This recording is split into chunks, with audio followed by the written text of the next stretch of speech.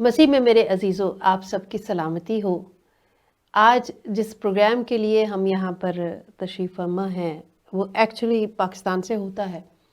लेकिन हमने सोचा कि इसे ज़रूर यहाँ से भी शुरू करना चाहिए, क्योंकि बहुत सी शख्सियात जो यहाँ रिहाइश पज़ीर हैं या कहीं बाहर से विज़िट के लिए आते हैं, तो हमारे स्टूडियोज़ में बैठ के वो ज़रूर इंटरव्यू हम उनका कर सकते हैं, वो अपने बारे में बता सकते हैं, ताकि वहाँ जो हमारे नाज़रीन हमें देखते हैं, वो इस बारे में जान सकें। और ये मकसद सिर्फ़ ये है कि हम उन शख्सियात के किरदार को देखते हुए, उनकी स्ट्रगल को देखते हुए अपने अंदर ये जज़्बा पैदा करें कि हमें बहुत मेहनत करने की ज़रूरत है, बैठे रहने से कुछ नहीं होता। एक शेर से मैं आगाज़ करना चाहूँगी, गो के सच है सब सितारे आसमां में हैं मगर। गो के सच है सब सितारे आसमां में हैं मगर, आज जो इस बज़्म में है क्या वो सितारा नहीं है? बिल्कुल, वो सितारा है। होता यही है कि उनके कामों की वजह से, कुछ लोगों की इतनी अनथक मेहनत की वजह से, फिर वो जिस मकाम में पहुंच जाते हैं और जिस मकाम में वो एक तरह से ठहर जाते हैं और फिर उस मकाम से नीचे आना नहीं चाहते और चाहते हैं कि बाकी लोग भी हमारे साथ चलें और इसी मकाम पर पहुँचें, वही लोग सितारा कहलाते हैं। और सितारा जब हम सितारा लफ्ज़ बोलते हैं तो ऐसा लगता है वो शख्स बड़ी दूर है हमसे, कहीं हमारी पहुंच से बाहर है। लेकिन आजकल तो मीडिया ने और बाकी सब चीज़ों ने मिल मिला के इस दूरी को भी ख़त्म कर दिया है। तो आज हमारे स्टूडियोज़ में एक सितारा मौजूद है, हम उनसे बातचीत करेंगे। आइए मैं तारुफ़ करवाती हूँ जनाब रोबिन शरीफ साहब का। कैसे हैं आप? जी, थैंक यू जी, शुक्र है खुदावंद का। हाँ जी, हम आपको BTL टीवी के स्टूडियो में खुशामदीद कहते हैं, वेलकम करते हैं थैंक और यू। बहुत खुश हैं कि आपने वक्त निकाला कि आप अपना इंटरव्यू दे सकें, अपने जो ज़िंदगी का सफ़र है हमारे साथ शेयर कर सकें। जी, ये मेरे लिए भी बड़ी ऑनर की बात है कि इस प्रोग्राम का मैं हिस्सा बन रहा हूँ और जो ये पहला एक स्टूडियो भी है पूरे यूरोप में, और जो आप खिदमत कर रहे हैं उसको मैं देख भी रहा हूँ और मेरा दिल खुशी से वाकई भरा हुआ है आप सबके लिए। थैंक यू, बहुत शुक्रिया, बहुत शुक्रिया। रोबिन भाई, आप डायरेक्टर भी हैं वर्ल्ड मिशन पाकिस्तान के, तो इस बारे में थोड़ा सा बताएं कि ये क्या ऑर्गेनाइजेशन है, इसमें क्या करते हैं आप, और थोड़ा सा अपनी शख्सियत के बारे में बताएं। यकीनन आप मैरिड हैं? जी जी बिल्कुल। अच्छा, बच्चे भी हैं? जी जी बिल्कुल, शुक्र है अच्छा, खुदावंद का। चले ठीक है। खुदावंद आप लोगों को सलामत रखे, हमारी बहुत सारी दुआएं हैं। जी जी। लेकिन थोड़ा सा अपने बारे में बताते हुए कैसे ये सफ़र शुरू हुआ, कहाँ से चलते चलाते आप यहाँ तक पहुँचे, इस ऑर्गेनाइजेशन को बनाने में कामयाब हुए, और फिर ये ऑर्गेनाइजेशन कैसे काम कर रही है? सिस्टर, सबसे पहले क्योंकि स्टडी के बाद बिल्कुल, क्योंकि हमारा घराना एक बिज़नेस घराना था। ओके। मदर जो मेरी थी वो फैशन डिज़ाइनिंग में थे। मैंने भी अपनी जो एजुकेशन हासिल की वो फैशन डिज़ाइनिंग में ही की थी। अच्छा। मैंने bachelor textile and fashion designing की। करने के फ़ौरन बाद, क्योंकि घर से ही प्रैक्टिकल स्टार्ट था, क्योंकि फैक्ट्री थी, घर से बनते देखते थे और हाथों से भी बनाने वाले थे। हर एक चीज़ मैं खुद करने वाला हूँ। तो एक अच्छा सफ़र मेरा पहले से घर से स्टार्ट हो गया, क्योंकि इंस्टीट्यूट घर में था, उस्ताद भी घर के थे। स्टार्ट किया अपनी ज़िंदगी को, और बिज़नेस में खुदा का शुक्र है पाकिस्तान में मैंने एक नाम बनाया फैशन की दुनिया में। और बुटीक थी मेरी, लार्ज बुटीक लिबर्टी में। मेरे ख्याल से क्रिस्टल्स में एक तो जॉन टेलर्स का नाम था, उसके बाद अगर किसी ने कोई लेडीज़ में काम किया वो मैंने किया। अब वो लार्ज मेरी बेटी का नाम है। अच्छा उसी के साथ मैं ब्रांड को बनाया। जो मेरा अपना ब्रांड था वो आरबीएन कलेक्शन था, जिससे मैंने अपने आप को इस्टेब्लिश किया। ज़्यादा मेरी डिज़ाइनिंग में इंडिया का था, क्योंकि मैं इंडिया से अपनी डिज़ाइनिंग को करवाता था और पाकिस्तान में इंट्रोड्यूस करता था। एक यूनिक सी चीज़ बनती थी। खुदा ने मुझे इस चीज़ से बड़ी बरकत दी, बहुत बरकत दी। पर मेरे जो वालिद साहब थे वो इंडिया में भी काम करते, रेफ्यूजीज़ के ऊपर। ईरानी अफ़गानी जो लोग थे वहाँ पे पनाह लेते थे, आगे यूनाइटेड नेशन की तरफ से जाते, पाकिस्तान की तरफ मेरे अब्बू जाते थे, उधर जाके उनको खिदमत करते थे। उनकी हर तरह से उनकी काउंसलिंग भी होती थी, क्योंकि उनको खुदा के पास तो वो आ जाते थे पर उनको सही पता नहीं था वो क्या है, किस तरह वो कर सकते हैं। फिर अबू जाके उनको समझा सारा नहीं, बताते थे। अब्बू आपके क्या करते थे? इसी में रहते हुए खिदमत भी कर रहे थे? हाँ जी, खिदमत भी कर रहे थे, क्योंकि अबू ये कहते हैं कि खुदा की खिदमत के साथ जो आपके घर का जो एक सिस्टम है उसके लिए भी मेहनत करो। ठीक है, बिजनेस भी हमारा खुदा का शुक्र यानी है बिजनेस भी था वो एक जी। तरफ, लेकिन खिदमत भी वो कर रहे थे हाँ, किसी तरह क्योंकि से। कपड़े का काम मेरे अम्मी का था। ओके। अबू मेरे कॉन्ट्रैक्टर थे इसके, इत्तेफाक ये जो फाउंड्री है नवाज शरीफ की। मेरी ओके। जो पूरी फैमिली शुरू से ही नवाज शरीफ फैमिली के साथ ही है। अच्छा अच्छा। बड़ों से मेरे दादाजी थे, वो भी ठेकेदार थे, मन्ना ठेकेदार एक नाम था बिजनेस में उनका। वहाँ से फिर मेरे अबू, फिर हम लोगों का भी खानदान इसी तरह ही चल रहा था। फिर वहाँ से फिर क्योंकि इस खिदमत में हम किस तरह हैं, ये एक तो एक बैकग्राउंड थी हमारी अपनी जो चल रही थी।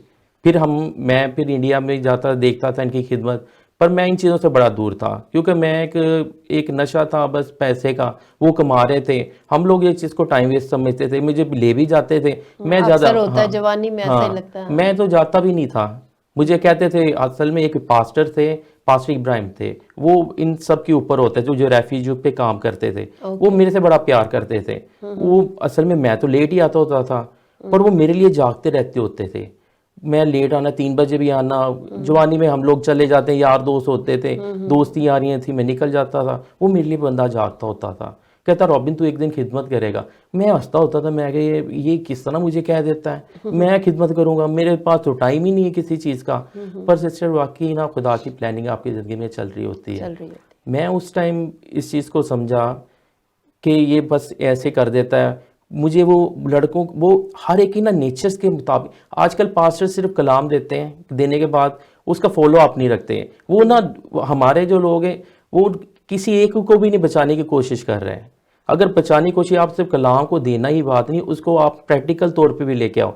मैं ये कहता हूँ कि कलाम तो आपका हर टाइम आपके पास हो, आपकी बातों से, आपके उठने से, आपके बैठने, आपकी दूसरों से मिलने से साबित हो, ना कि एक टाइम जो हमका पास्टर के पास जाके एक घंटे के, आधे घंटे का जो कलाम, यानी हर बात में आपका नज़र आना चाहिए। वो उनकी बातों से नज़र आता था। मैंने उनको एक चीज़ करते देखा कि मैं नहीं जाता था, वो मुझे मेरे साथ लड़कों की तरह मेरी एज पे आ गए। वो कहता रॉबिन मेरे साथ चल तू। मैंने कहा वॉक पे चलना यार, मैं कहा चलो वॉक तो मैं करता था। वॉक पे चला गया, वहाँ पे बड़ी प्यारी प्यारी लड़कियां आती थी। तो मुझे कहता यार रॉबिन यार इस लड़की को तो कितने नंबर देगा, पास्टर मुझे कह रहा है। मैं कहा इसको तो मैं 10 नंबर दूंगा। इसको कितने गया, इसको 3, इसको 4, मुझे इस तरह पूछता था, इस तरह। बाद में फिर वो खुदा के अंदर कहते रॉबिन देख यार ये इतनी प्यारी है, तू सोच जिसने इनको बनाया वो कितना प्यारा होगा।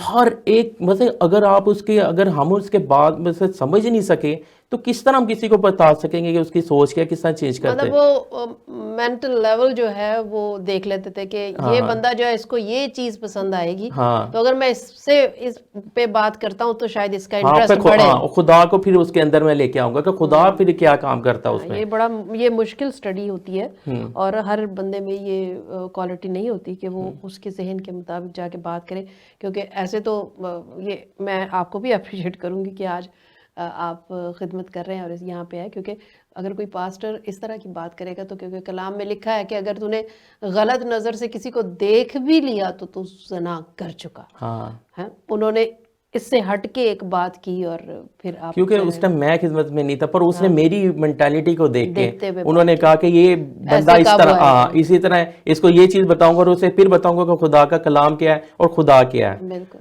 सिस्टर, फिर इसी तरह जो मिनिस्ट्री के लोग आते थे, हम हमेशा पाकिस्तान में तो गोरों कालों का तो यही समझा जाता है कि वो आएंगे जी, डॉलर आएंगे जी, सारा कुछ आएगा।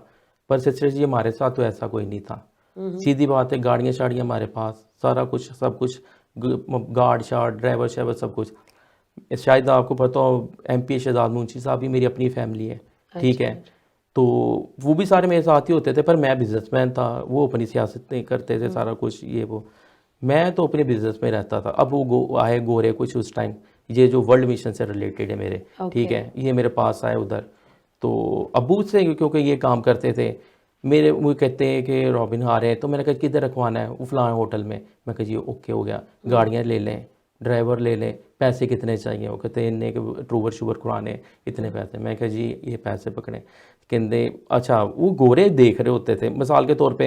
एक चीज़ का उनको तो भी तो पता होता नहीं कि ये बंदा कौन है, ये टाइम नहीं देता, पर इसके पास ये सारी चीज़ें आ रही होती हैं। पर मेरे पास वाकई टाइम नहीं होता। लास्ट डे ना अचानक मैंने कहा यार नहीं एक बंदा आए हुए हैं तो चलो मिल लेते हैं। लास्ट डे मैंने थोड़ा सा उसको टाइम दे दिया, उन्होंने मेरा नंबर ले लिया।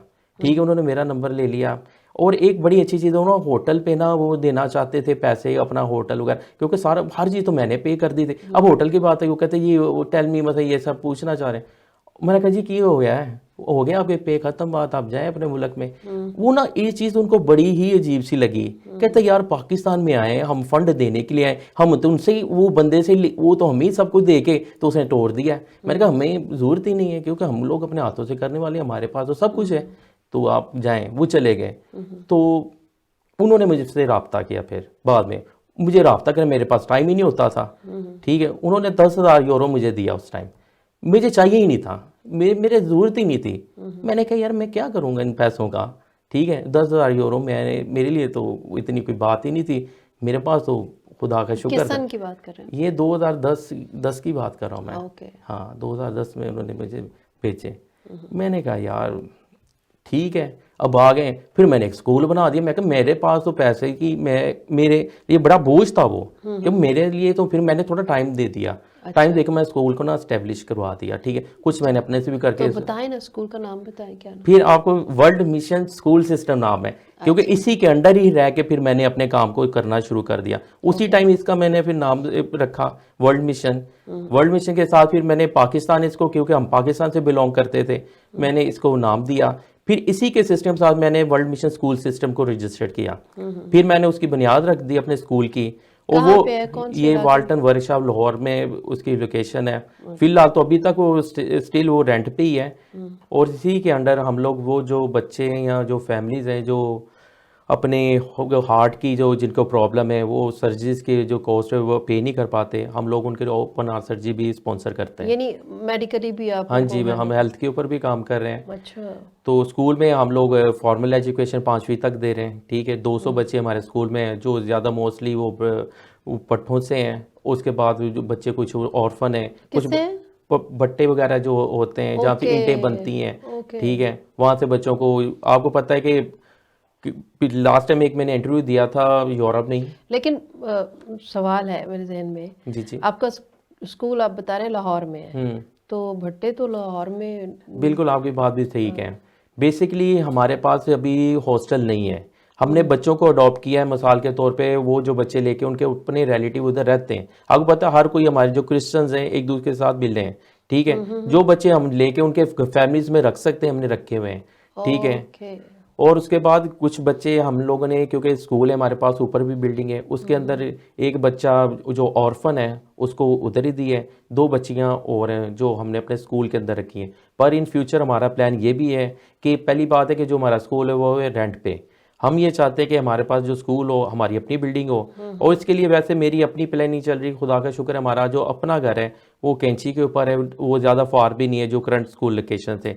हम वो स्कूल अपना जो घर की जगह है उधर एक हॉस्टल बनाए, हॉस्टल के साथ साथ हम लोग स्कूल को उसको डोनेट कर दें। अब भी मैं अपने वालदैन से बात करूंगा। ये यूरोप के टूर से बाद मेरी एक दिल में खुदा ने डाली हुई है, अगर खुदा की मर्ज़ी हुई तो मैं अपना जो घर है उसको भी देने को तैयार हूँ, अगर खुदा की मर्ज़ी इसमें शामिल है बहुत तो। अच्छी बात है, बहुत अच्छी बात खुदावंद ने आपके दिल में डाली है। और नाज़रीन, यहाँ मैं ये ज़रूर कहना चाहूँगी कि जो बातें खुदावंद की तरफ से होती है ना, फिर उसमें बहुत सी बरकत भी होती है, और फिर वो हमारा बहुत बड़ा फ़र्ज़ बन जाता है, हमारी ज़िम्मेदारी बन जाती है उसको करना, क्योंकि वो हमारी अपनी सोच नहीं है, वो खुदावंद की तरफ से आई है। तो हम लेते हैं एक छोटी सी ब्रेक, और ब्रेक के बाद फिर आपसे बातचीत होती है।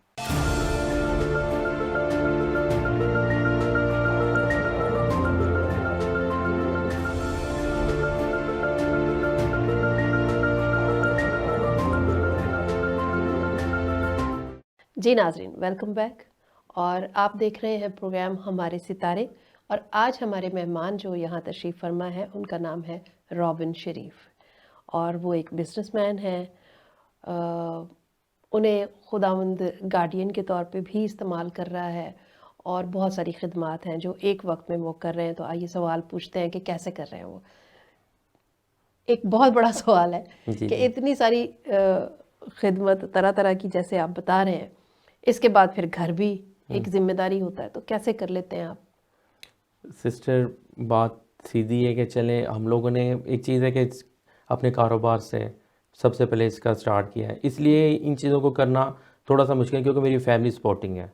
मेरी फैमिली में कारोबार करते हैं, मेरे भाई भी करते मैंने हैं। ये सवाल आपसे पूछा ही इसीलिए था कि मैं जिक्र करना चाह रही थी इनके साथी का कि ज़रूर उनकी बहुत ज़्यादा मदद इसमें शामिल है, घर वालों के साथ साथ इनकी वाइफ की बहुत ज़्यादा खिदमत इसमें शामिल है, तो तभी ये इतने सारे काम कर पा रहे हैं। अच्छा, आप मुझे बता रहे थे कि मेडिकली भी आप हेल्प करते हैं बच्चों की, तो मतलब किस तरह की हेल्प करते हैं? वहाँ पे तो एक्सपेंसिव है बहुत ज़्यादा। जी जी बिल्कुल, एक एक सर्जरी 5 लाख से प्लस चली जाती है। इंडिया में करवानी हो तो 7 लाख प्लस चली ये जाती है। इंडिया का जिक्र क्यों बार बार हो रहा है? मतलब आपका इंडिया से क्या ताल्लुक है? आप पाकिस्तान में बेसिकली लाहौर में मेरी रहते हैं? मदर वैसे बिलोंग भी इंडिया से करते हैं। उनका ओके। शुरू से भी समझ लें कि जब होश संभाला तो इंडिया में उनके साथ जाना शुरू कर दिया था हमने। इसका मतलब इंडिया आपका आना जाना लगा रहता है। हाँ, ये चाहता था। अच्छी रेफरेंस बन गई उधर से, अच्छे लोग मिल गए, हर जगह पे प्यार करने वाले बने हुए हैं, चाहे मर्जी जैसे हमारे गवर्नमेंट टू गवर्नमेंट अच्छे ना भी हो, पर एक जो आपके इंडिविजुअल या आपके जो हाँ, मैं वो तो लोगों के साथ जो आपके ताल्लुकात हैं उसमें खुदा का शुक्र है बड़े अच्छे हैं। बेसिकली क्योंकि ये जो हार्ट सर्जरी होती थी, एक क्लब है रोटरी क्लब, ठीक है, उसका पाकिस्तान में एक नुमाइंदा होने की हैसियत से मैं काम करता था। तो फर्स्ट एक जब बच्ची थी जो मेरी अपनी फैमिली में थी, तो बस उनकी तरफ से मुझे पता चला, ठीक है जी, इस तरह मेरे एक बड़े अच्छे दोस्त थे, उन्होंने भी रेफरेंस दिया, वहाँ पे थे एंथनी रिचर्ड साहब, ठीक है, वो भी रोटरी से थे। उन्होंने फिर मेरी इस चीज़ में कहा कि ये काम हो सकता है। मैं कहा इंडिया से कौन करेगा? कहता हमारा क्लब पूरा स्पॉन्सर करेगा इसको। अच्छा। मैंने कहा अच्छा ठीक है।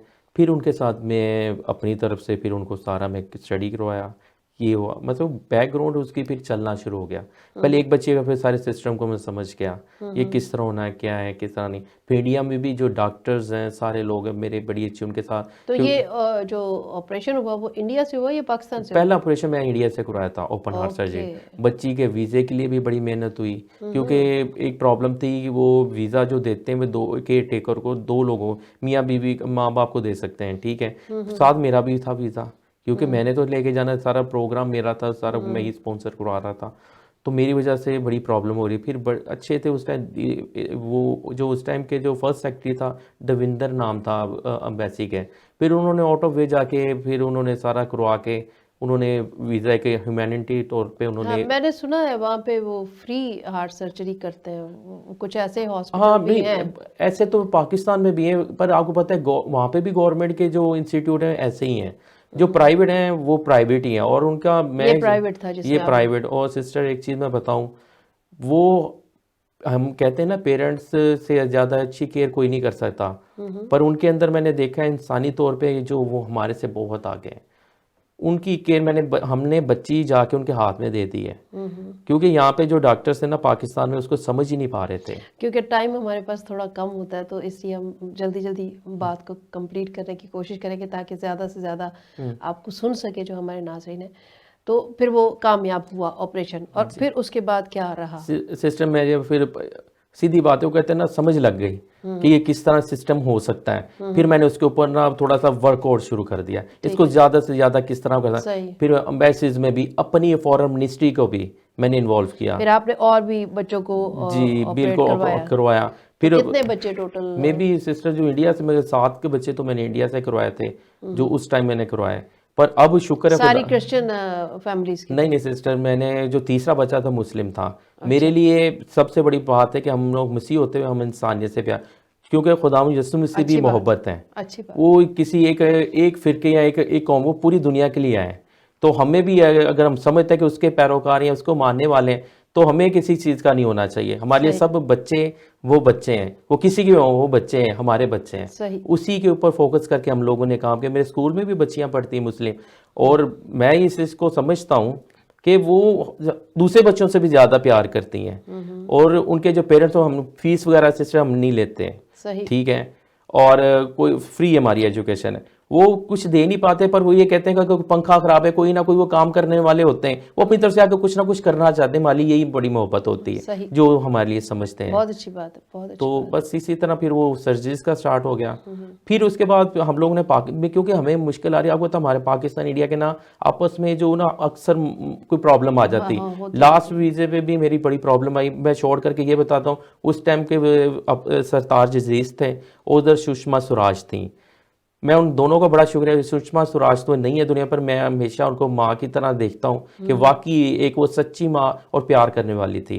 उसने आउट ऑफ वे जाके मेरी एक ट्वीट के ऊपर वीज़ा दिया, और मैं सरताज अजीज़ का भी शुक्रगुजार हूँ, क्योंकि रिकमेंडेशन लेटर देना किसी इंडिया को भी ये कोई छोटी बात नहीं, पर उन्होंने भी एक इंसानी तौर पे जस्टिस दिया उस टाइम के ऊपर। उन्होंने मुझे लेटर दिया रिकमेंडेशन के लिए कि सुषमा स्वराज के नाम।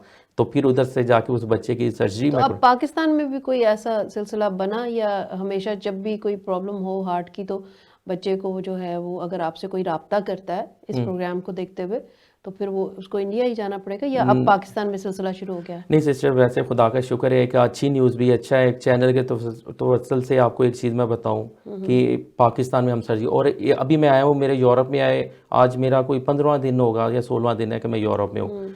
और इसी दौरान मैं 2 सर्जरीज करवा भी चुका हूँ, और दोनों कामयाब। एक मुस्लिम बच्ची की हुई है जो ये 2 दिन पहले हुई है, जैनब नाम है।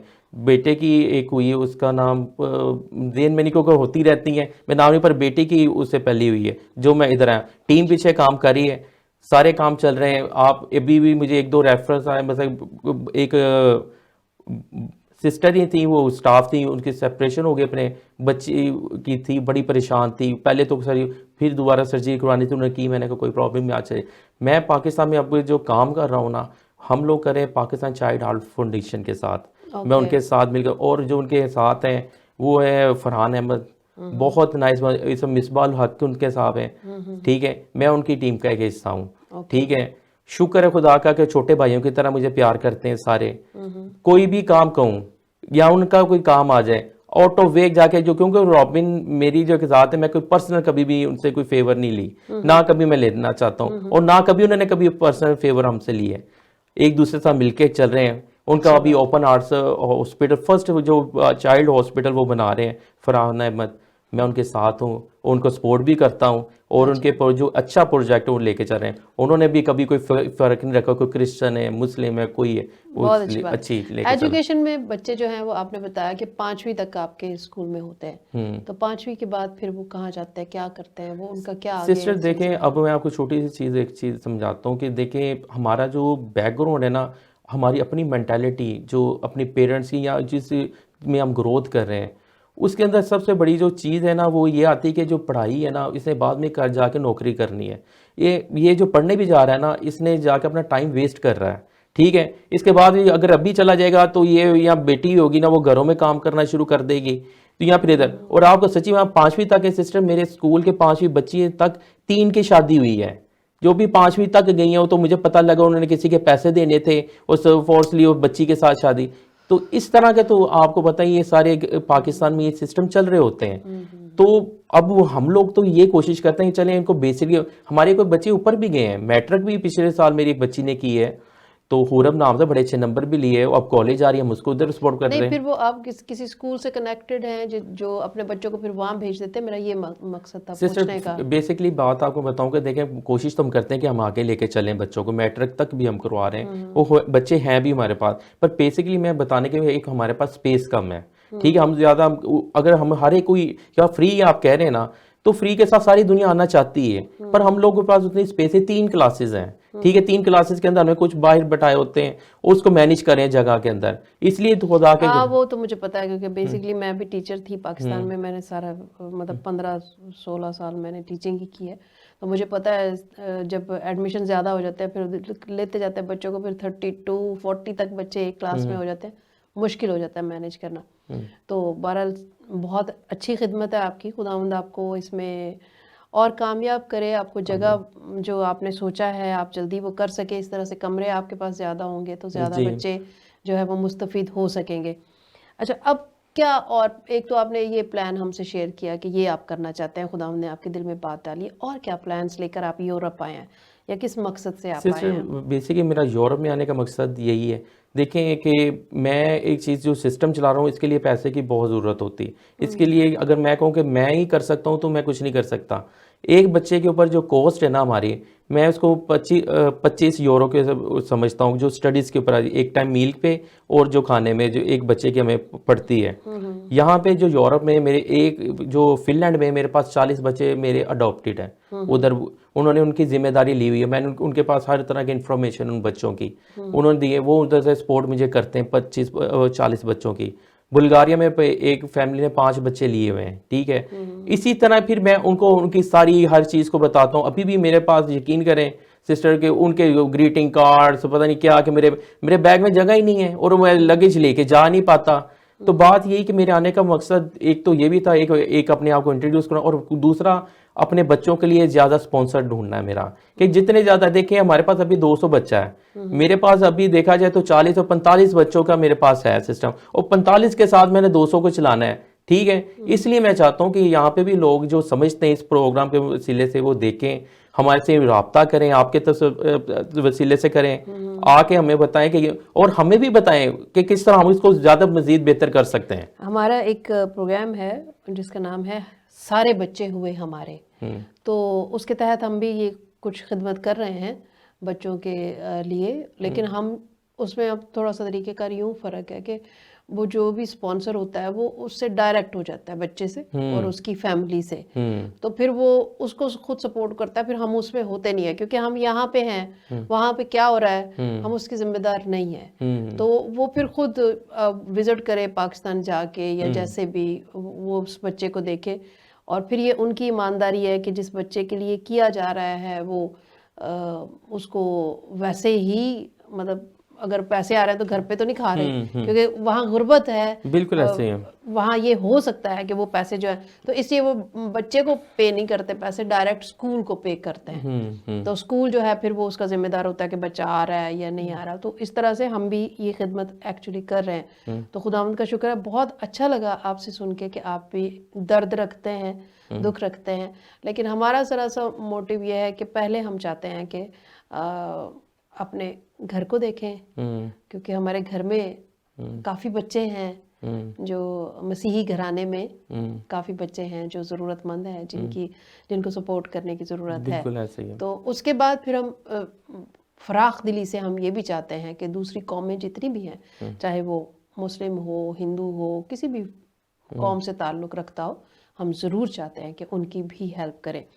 तो बस ऐसे ही मेरे जहन में आया कि आपसे शेयर करना चाहिए कि हम भी ये खिदमत कर रहे हैं, और ज़रूर है कि अगर कोई उस एरिया में या उसमें हमें कोई कांटेक्ट करता है तो हम ज़रूर बता नहीं सकते हैं बिल्कुल, आपका। आप कोई एक बच्चे या कोई भी एडमिशन लेना चाहे बिल्कुल अच्छी बात। स्टडीज़ के बारे में, आप लाजमी बताएं, हमें भी खुशी होगी। और एक इंसान अकेला कुछ भी नहीं कर सकता। बिल्कुल टीम होनी हाँ। चाहिए, टीम वर्क है ये बहुत ज़्यादा। ओ- और क्या प्लान्स हैं आपके? सिस्टर अभी तो ये है, और दूसरा मेरे ना एक अपने दिल में प्रोग्राम जो अभी चल रहा है कि अपने लोगों को ज़्यादा से ज़्यादा स्किल्स के मुताबिक उनको ना रोज़गार दिया जाए। ना कि हम लोग उनको ये चीज़ें करें कि हम लोग उनको कहें कि ये आपके ये पैसे हैं जी, वो स्पोर्ट लग जाए।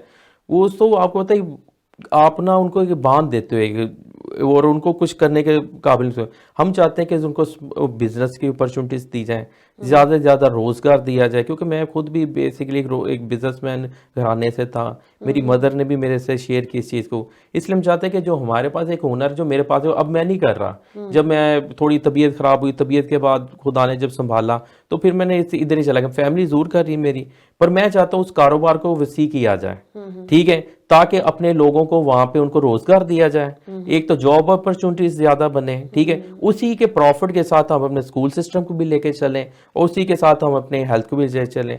और आपको पता है हमारे जो लोग हैं प्रोसिक्यूटेड होते हैं, ये कोई सच्चाई वाली जहाँ भी, और ये उनको भी पता है जिस मुल्क में हम रहते हैं ये प्रॉब्लम चलती हैं, उन लोगों के लिए भी किया जाए जो ये परेशानी आती है, ताकि हमारे पास कुछ अपने वसीले से पड़े हो फंड। प्लान्स आपके काफ़ी हैं और बहुत कुछ करना चाहते जी हैं, ये सिस्टर। जज्बा आप में जी उत्तम सिस्टर। दर्जे का मौजूद है। बहुत अच्छी बात है, खुदावंद इस एनर्जी को बनाए रखे।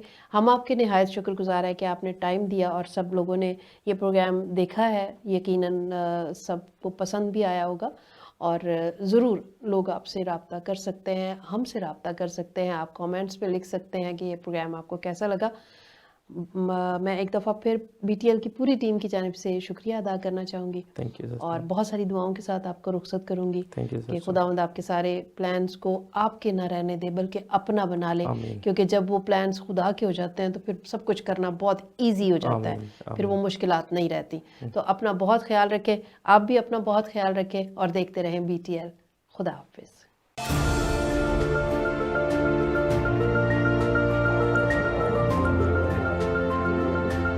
Do not forget to like the video, subscribe BTL TV, and press the bell icon to receive notifications.